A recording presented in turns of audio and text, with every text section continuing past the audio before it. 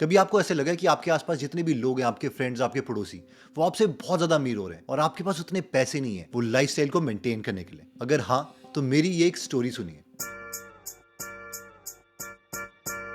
मेरे जो फ्रेंड हैं एक कपल, वो क्या है, वो हमेशा वेकेशन पे जाता था और हमेशा जो उसके स्टेटस हैं वो व्हाट्सएप पे, इंस्टाग्राम में हमेशा रहते थे। तो क्या होता था कि हम और हमारा एक और कॉमन फ्रेंड्स है, वो हमेशा सोचते थे कि यार ये एक नॉर्मल एजेंसी चलाता है, लेकिन हमेशा ये इतनी ज्यादा वेकेशंस कैसे कर पाता है। कभी ये चाइना में है, कभी जापान में है, कभी यूरोप में है, और साल में कई बार दो दो तीन तीन ट्रिप, और हर ट्रिप अगर हम कैलकुलेट करते तो ऐसे लगता था कि यार 3 या 4 लाख रुपए की है। तो ये सारे इन्फ्लुएंस की वजह से क्या हुआ कि जो एक और हमारे कॉमन फ्रेंड है, उस कपल ने क्रेडिट कार्ड को यूज करके यूरोप की जो ट्रिप है वो फाइनलाइज कर ली और वहां पर चले गए। और उसके बाद उनकी भी पोस्ट आने लगी व्हाट्सएप में स्टेटस, इंस्टाग्राम में स्टेटस एंड सो ऑन। तो क्या हुआ कि कुछ महीने पहले हम सारे के सारे एक साथ बैठे थे और हम सब ने उनसे मजाक मजाक में पूछ लिया, अरे यार तू तो इतना अमीर है, हर साल दो दो बार ट्रिप में जाता है। तो इस पर उसने कहा, नहीं नहीं यार, मैं ट्रिप में पैसे नहीं खर्चने वाला, पागल थोड़ी ना हूँ। एक्चुअली होता क्या है कि हमारे पास एक अंबुजा सीमेंट की एजेंसी है और उस एजेंसी की वजह से जो अंबुजा सीमेंट वाले हैं वो उन्हें टिकट्स देते हैं, पूरा टूर एंड ट्रेवल का खर्चा देते हैं, जिसकी वजह से वो ये कॉस्टली ट्रिप्स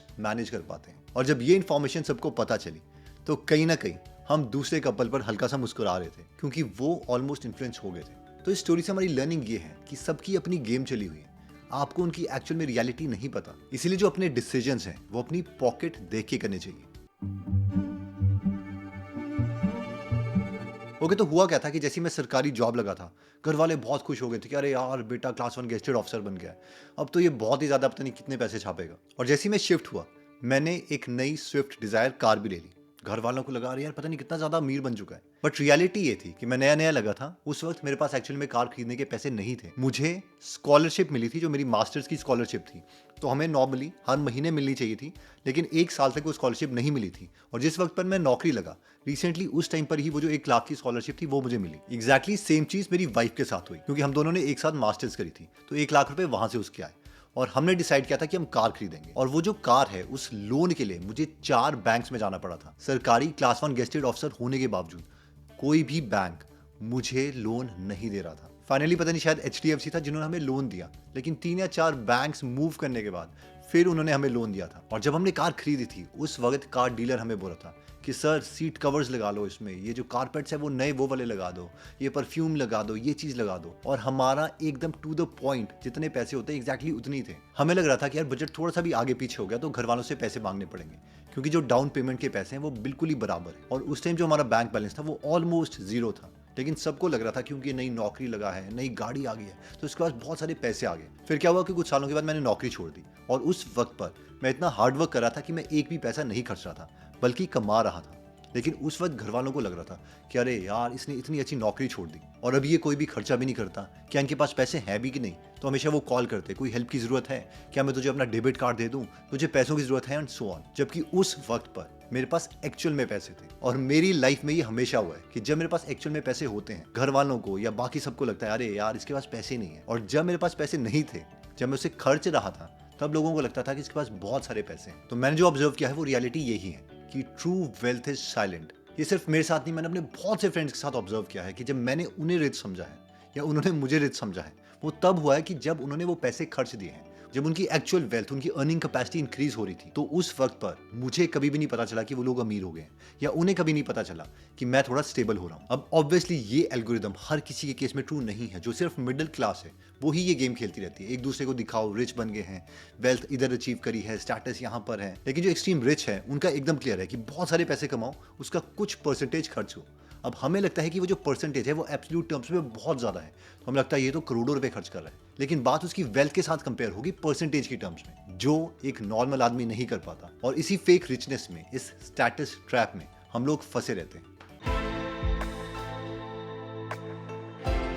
ओके, तो रिसेंटली मैं एक पॉडकास्ट देख रहा था चेतन भगत और यशीश दहिया के बीच में। तो जिन्हें नहीं पता, यशीश दहिया पॉलिसी बाजार के फाउंडर है। तो अब क्या हुआ कि जो यशीश दहिया थे वो बता रहे थे कि जब वो बच्चे थे तो उनके डैड जो थे वो आर्मी में थे। उनके डैड ने उन्हें सनावर स्कूल में डाल दिया। तो जिन्हें नहीं पता, सनावर एक बहुत ही प्रेस्टिजियस स्कूल है जहाँ पर बहुत ही अमीर लोगों के जो है बच्चे आते हैं। तो पहले दिन जब उनके डैड उन्हें छोड़ने आए सनावर स्कूल में, तो एक तो पहले ही यशीश थके हुए थे और दूसरा उसके जो डैड है वो उन्हें स्कूटर में छोड़ने आए। वो आर्मी में थे, लेकिन उनके पास उस टाइम इतने पैसे नहीं थे कि वो गाड़ी में लेके आए, तो नॉर्मल उनके पास स्कूटर था, उसमें वो लेके आ गए। जबकि जो बाकी बच्चे वहां पर थे वो बहुत ही अमीर थे, कोई बहुत ही बड़ी बड़ी गाड़ियों में लेके आ रहा है, उनके पास ड्राइवर्स हैं, बहुत ही अच्छे कपड़े पहने हुए हैं। यशीश ने बहुत ही नॉर्मल से कपड़े पहने, उनके डैड ने नॉर्मल से कपड़े पहने। और हुआ क्या कि वहां पर यशीश ने नोटिस किया कि कई बच्चे थे, उन्होंने उसको देखा, उनको यशीश को, और कहा कि यार ये पता नहीं लोग कहाँ कहाँ से आ जाते हैं। जब यशीश ने देखा कि सारे के सारे लोग उन्हें कैसे ट्रीट कर रहे हैं, तो उनको ये लगा कि यार जो भी पेरेंट्स हैं उन्हें कभी भी अपने बच्चों को अपने लेवल से ऊपर के स्कूल में नहीं डालना चाहिए। क्योंकि उन्होंने ऑब्जर्व किया कि वो पहले बहुत ही ज्यादा एक्सट्रोवर्ट थे, बहुत ज्यादा बोलते थे, लेकिन जैसे ही वो सनावर में आए बहुत ज्यादा इंट्रोवर्ट हो गए। यशीश फिजिक्स, केमिस्ट्री, मैथ्स में भी अच्छे थे, लेकिन सनावर में कभी भी उनके दोस्तों ने उन्हें उन चीज के लिए अप्रिशिएट किया ही नहीं। लेकिन जब वो दिल्ली शिफ्ट हुए दोबारा सनावर को छोड़ के, तो वहां पर उनके दोस्तों ने नोटिस किया, यार तू बहुत ही अच्छा है फिजिक्स वगैरह में, तू तो आईआईटी क्लियर कर सकता है। और यशीश ने एक्चुअली में आईआईटी क्लियर किया भी, और दोबारा से दिल्ली में आके उनकी जो पर्सनैलिटी है वो एक्सट्रोवर्ट हो गई। तो सनावर में रहकर यशीश ने ये नोटिस किया कि दो चीजें होती है जब आप अपने लेवल से ऊपर वाले लेवल के लोगों के साथ रहते हो। सबसे पहले तो ये है कि आप उस स्टेटस ट्रैप में आ जाते हो, अब वो सारे पैसे वगैरह खर्चोगे उनके बराबर आने के लिए। सेकंड चीज जो उनके साथ होती है, जो कि यशीश के केस में हुई, वो हुआ कि आप अपने को बहुत ही ज्यादा आइसोलेट कर देते हो, यार मैं इनको मैच नहीं कर सकता, मैं यहाँ पे बिलोंग नहीं करता, मुझे अलग ही रहना है। और ये दोनों चीजें बहुत ही खतरनाक है। जो स्टेटस ट्रैप वाली गेम है, इसके लिए एक बहुत ही अमेजिंग मूवी मैंने देखी थी, वो कोरियन या जापानीज मूवी थी, मुझे नहीं पता, लेकिन जो उसकी स्टोरी थी वो ये थी कि एक बच्चा होता है, वो यशीश की तरह बहुत ही अमीरों के स्कूल में चला जाता है। अब क्या होता है कि उनके स्टैंडर्ड को मैच करने के लिए वो ज्यादा पैसे खर्च करता है, वो कभी भी किसी को ये नहीं बताता कि वो कहाँ पे बिलोंग करता है। उसके जो पेरेंट्स हैं वो नॉर्मल काम करने वाले हैं। तो एक बार क्या होता है कि इस लड़के के फ्रेंड उसे बोलते हैं कि यार तेरा बर्थडे है, अब तू हमें पार्टी दे, और वो बहुत सारे पैसे इकट्ठे करके कहीं पर उन बंदों को पार्टी देने के लिए ले जाता है। अब जिस घर में ये अपने अमीर दोस्तों को पार्टी देने ले जाता है, उस घर में दो लोग होते हैं जो इन बच्चों को सर्व करने के लिए रखे होते हैं। और ये जो दो लोग हैं ये इस लड़के के माँ बाप होते हैं। ये माँ बाप सारे बच्चों को सर्व कर रहे होते हैं। ये लड़का उस स्टेटस ट्रैप की गेम में इतना फंस गया होता है कि कभी भी एक्सेप्ट नहीं करता कि मेरे माँ बाप हैं। वो जो अमीर बच्चे हैं वो इसके माँ बाप का मजाक उड़ाते हैं। इवन एक लड़का इसके बाप को पंच तक कर देता है, ये फिर भी एक्सेप्ट नहीं करता कि मेरे माँ बाप है, ना ही उन्हें बचाने आता है। किसी को मूवी का नाम पता होगा तो प्लीज कमेंट में बताना। अब ये चीज शायद रियल लाइफ में इतने एक्सटेंट तक ना भी होती, लेकिन हम में से कोई ना कोई एक छोटी गेम तो खेल ही रहा है कि स्टेटस ट्रैप के चक्कर में, फेक रिचनेस दिखाने के चक्कर में अपने हर चीज का भरता बनाया हुआ है। अभी कुछ साल पहले क्या हुआ कि मेरी सिस्टर इन लॉ है जो कि डेंटिस्ट है, तो वो एक सरकारी हॉस्पिटल में एक दादाजी आए जिनके वो दांत की पता नहीं आरसीटी या कुछ कर रही थी। अब वो जो अंकल थे उन्होंने क्या किया, उन्होंने मेरी सिस्टर इन लॉ को एक स्टोरी बताना स्टार्ट किया। देखो एक मेरा पोता है, वो बिल्कुल ही पढ़ता लिखता नहीं था, सबको लगता था कि बहुत ही निकम्मा है, लेकिन फिर पता नहीं अचानक से क्या हुआ, भगवान की क्या मेहर हुई, उसको यूट्यूब वालों ने गोल्डन प्ले बटन दिया है। उसने लैम्बोर्गिनी खरीदी है, दो फॉर्च्यूनर खरीद ली, पंचकुला में दो कोठियां खरीद ली, मतलब इतनी ज्यादा वेल्थ, और अखबारों में भी उसका नाम आ रहा है। हमें बिल्कुल भी नहीं लगता था कि वो इतना सब कुछ अचीव कर पाएगा। अब ये सब सुनने के बाद आप इमेजिन करो एक इंसान जो कि सरकारी नौकरी लगा है, बहुत ही डिसेंट, उसने बहुत ज़्यादा मेहनत करी। तो ऑब्वियसली मेरी सिस्टर इन लॉ के दिमाग में ये आया कि हम ये एमडीएस करके क्या बैठे हुए हैं यार, इतनी कम जो सैलरी है वो कमा रहे हैं। तो उसको ये भी याद आया कि हमारे भी बहुत सारे सब्सक्राइबर्स हैं, तो उसने मुझे कॉल किया कि क्या एक्चुअल में इतनी वेल्थ क्रिएट हो जाती है यूट्यूब से, क्योंकि वो बहुत ज़्यादा इन्फ्लुएंस हो गई थी यूट्यूब से कि हर जो यूट्यूबर है वो बहुत ज़्यादा पैसे कमाता है। अब एक्चुअल में रियलिटी क्या थी? रियलिटी ये थी कि वो जो लड़का है एक्चुअल में वो बहुत ज़्यादा पैसे कमा रहा है। जो गेमिंग इंडस्ट्री है वो बहुत ज़्यादा बूम करी थी, उसका चैनल गेमिंग इंडस्ट्री में था, I will not take the name, और जिसकी वजह से उसने बहुत सारे पैसे कमा लिए। तो उसमें जो मेजर थिंग थी वो लक का बहुत बड़ा फैक्टर है। बहुत से लोगों को लगता है कि यूट्यूब में मेहनत नहीं जाती है। It is just like a media, जैसे कि जर्नलिस्ट वगैरह अपनी रिसर्च करते हैं, उनकी अपनी टीम होती है, हर एक वीडियो के लिए एक एफर्ट लगता है जो कि नॉर्मल बंदे को नहीं लगता। उसको क्या लगता है, कैमरे में आए हैं बोल रहे हैं, इतना तो हम भी बोल देंगे, नॉर्मल बात ही तो कर रहे हैं। अभी जो लक है, ये नो ब्रोकर के सीईओ अमित जी और शुभम दोनों ने एक्सेप्ट किया था हमारे फाइनेंशियली फ्री चैनल में, जब उनके साथ हमने पॉडकास्ट किया था। ऑब्वियसली लक सिर्फ शुरुआत में हेल्प करती है, उसके बाद आपको एक एक्चुअल में कैपेबिलिटी चाहिए उस चीज को सस्टेन रखने के लिए। लेकिन कोई भी सक्सेसफुल इंसान इसे निगेट नहीं कर सकता कि लक बहुत ज्यादा इंपॉर्टेंट है। इसके लिए मैं आपको एक स्टोरी बताता हूँ। इमेजिन कीजिए कि आप 8 लाख रुपए खर्चते हैं एक किचन बनाने के लिए, स्टूडियो बनाते हैं, बहुत सा किचन बनाते हैं, कैमरा लगाते हैं, ताकि जो आपकी कुकिंग वीडियोस हैं वो बहुत अच्छी बने, अमेजिंग बने। आप बहुत ज्यादा एफर्ट भी करते हैं, उसमें महीने लगाते हैं, और फाइनली आपका रिटर्न क्या आता है? 0। ये एक फेक स्टोरी नहीं है, ये एक रियल स्टोरी है नलिनी की, जिसने एग्जैक्टली यही सोच के कि यूट्यूब में आ जाएंगे और बहुत सारे पैसे कमाएंगे। ये नॉर्मल कुकिंग चैनल कर क्या रहे हैं? नॉर्मल खाना, टमाटर प्याज डालते हैं और उसे खाना बनाते हैं, इतने मिलियन व्यूज आ रहे हैं, उससे अच्छा तो मैं भी कर सकती हूँ। लेकिन गेम क्या चल रही होती है कि जो इनिशियली है वो लोगों को अपॉर्चुनिटी मिल गई, लोगों को रिलेटेबल लगा, और उसके बाद हर वीडियो पर आप अपनी स्किल पर काम करते रहे, और इसकी वजह से जो आपकी वेल्थ है वो इतनी ज़्यादा क्रिएट होगी। इन शॉर्ट स्टोरी की लर्निंग ये है कि बहुत से केसेस में जो हम देखते हैं कि यार हमारे आसपास बहुत से लोग अमीर हो रहे हैं, उसमें लक भी प्ले कर रही है, जो कि हमारे कंट्रोल में बिल्कुल भी नहीं है। वो तो जब मैं 8th स्टैंडर्ड में था, उस वक्त स्कूल में एक हमारा दोस्त था जिसके पास उस वक्त पर कार थी, और उस वक्त पर कार होना बहुत ज़्यादा बड़ी बात थी, अभी भी बहुत ज़्यादा बड़ी बात है। और मैं अपने घर वालों को ऑब्वियसली जब वहाँ पे आया, मैं भी इन्फ्लुएंस हो गया इस फेक रिचनेस की गेम में, और मैंने घर वालों को बोला मुझे भी कार चाहिए। और ऑब्वियसली क्योंकि इसके पास कार थी तो सब दोस्तों को लगता था कि यार सबसे ज़्यादा कूल इंसान तो यही है। तो मुझे ये पता था कि मेरे घर वाले कार तो नहीं लेके दे सकते, क्योंकि इतनी औकात का तो हमें पता था, लेकिन मुझे लगता था यार कम से कम बाइक लेके दे दें। तो उस टाइम बाइक जो चली हुई थी वो थी पल्सर, और पल्सर की जो उस टाइम प्राइस थी वो 40-45 हज़ार रुपये के आसपास थी। उस टाइम पर वो हायर एंड बाइक लगती थी कि 40,000 रुपये हमें स्पेंड करने। घर वालों को मैंने बोला, उनको लगा तेरा दिमाग खराब हो गया, 40,000 रुपये की बाइक। और वो बोलते थे अपनी एज देख, अभी तो तेरे पास ड्राइविंग लाइसेंस भी नहीं है, तेरा दोस्त पता नहीं कैसे चला रहा है। मैं बोलता था नहीं नहीं, वो बिना ड्राइविंग लाइसेंस के चंडीगढ़ भी चला जाता है। बट मुझे ये याद है कि 3-4 महीने तक मैंने घर वालों को बहुत परेशान किया था सिर्फ इस चीज़ की वजह से। और उसके बाद वो टाइम चला गया, वो सारी चीज़ें डाइल्यूट हो गई, और फाइनली मतलब जब मैं बड़ा भी हुआ, 12th स्टैंडर्ड में हुआ, या अभी भी मैं देखता हूँ, तो यार मैंने ऑब्जर्व किया कि वो एक्चुअली में रिच थे उसके पेरेंट्स। हमारे घर वाले वर्किंग क्लास जो कि थोड़ी प्रमोशन खा खा के आगे एक एक कदम आगे बढ़ रहे हैं, जो कि उस वक्त एज अ किड मैं नहीं समझ पाया। लेकिन हमें ये समझना पड़ेगा कि जो हमारी गेम है वो बिल्कुल अलग है। किसी के पास ऑलरेडी कोई जनरेशनल वेल्थ है, दुकानें हैं, उसके पिताजी की जो कैपेसिटी है वो हमारे पिताजी की कैपेसिटी के बराबर नहीं है। उन दोनों की गेम अलग है। एक बहुत ही इंटरेस्टिंग स्टोरी है। कॉलेज में एक लड़की और लड़का होते हैं। लड़की बहुत ही अमीर है, पिताजी के पास बहुत सारे पैसे हैं, तो बहुत अच्छे कपड़े वगैरह पहने हुए हैं।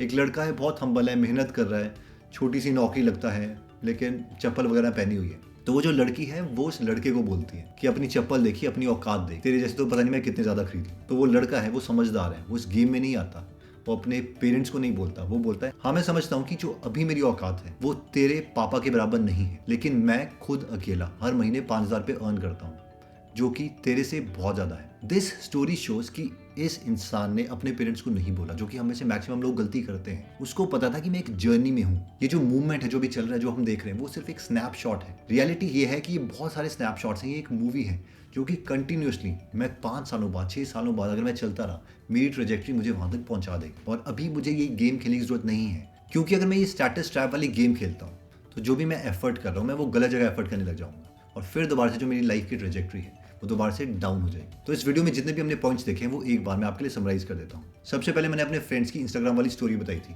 कि वो इतने ज़्यादा ट्रिप्स में इसलिए जा पा रहा था क्योंकि उसके पास अंबुजा सीमेंट की एक एजेंसी, जिसकी वजह से उन्हें फ्री ट्रिप्स मिलते थे, और उस फ्री ट्रिप की वजह से हमारे जो दूसरे फ्रेंड्स थे वो चले गए क्रेडिट कार्ड के बेसिस पर। ये प्योर एग्जाम्पल है इस स्टेटस ट्रैप का, फेक रिचनेस दिखाने का। सेकंड पॉइंट में मैंने आपको अपनी लाइफ स्टोरी बताई थी कि जब भी मेरे घर वालों ने या मेरे पड़ोसियों ने ये सोचा कि मैं अमीर हूँ, उस टाइम पर एक्चुअल में मेरे पास पैसे नहीं थे। उस टाइम मैं सिर्फ स्पेंड कर रहा था, और एक्चुअल में जब मेरे पास पैसे थे तो उनको लगता था इनके पास पैसे नहीं है, और वो हर बार गलत होते हैं, जिसका मतलब है कि जो ट्रू वेल्थ है दैट इज साइलेंट। इसके बाद हमने पॉलिसी बाजार के फाउंडर यशीश दहिया की स्टोरी देखी थी, और साथ में उस कोरियन मूवी की स्टोरी देखी थी कि अगर हम ये स्टेटस ट्रैप खेलने लग जाए तो इसका जो एक्सट्रीम वर्जन है वो बहुत ही खतरनाक है। नेक्स्ट स्टोरी हमने ये देखी थी कि जो लक है वो कई बार बस प्ले आउट कर जाती है, क्योंकि दुनिया में बहुत सारे वेरिएबल्स हैं, वो कनेक्ट हो जाते हैं। जैसे कि 10 साल पहले किसी ने भी नहीं सोचा था कि गेमिंग इंडस्ट्री इतनी बड़ी हो जाएगी, गेम खेलने वाला पैसे बनाएगा। मुझे अभी भी याद है बचपन में घर वालों ने, एक बार मैं गेम खेल रहा था, उन्होंने मुझे सब्जी लेने भेजा था। मैं गेम खेलता रहा, मुझे टाइम का पता नहीं चला, 3 घंटे तक गेम खेलता रहा। मेरे घर वाले आए, उनको पता चल गया यहाँ पर गेम खेला, उन्होंने पकड़ के मुझे रास्ते में मार मार के लाए। उनको लगता था कि पता नहीं मैंने उस टाइम क्या गुनाह कर दिया है। उस टाइम पेरेंट्स की ये वैल्यू थी। और अगर आज उनको मैं ये स्टोरी बताऊं कि ऐसे कई बच्चे हैं जो आपकी एज के हाफ से भी हाफ हैं, और उन्होंने इतनी वेल्थ कमा ली है जो हमारी पूरी जनरेशन ने नहीं कमाई, तो उनको यकीन नहीं आएगा कि ये सब सिर्फ गेम खेल के हो रहा है।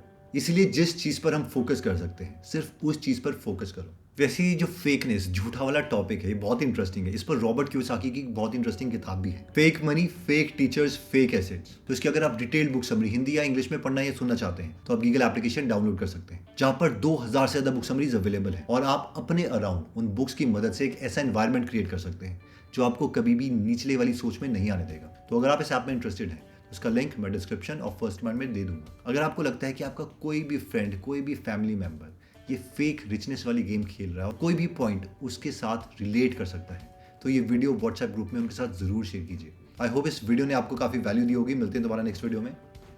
जय हिंद।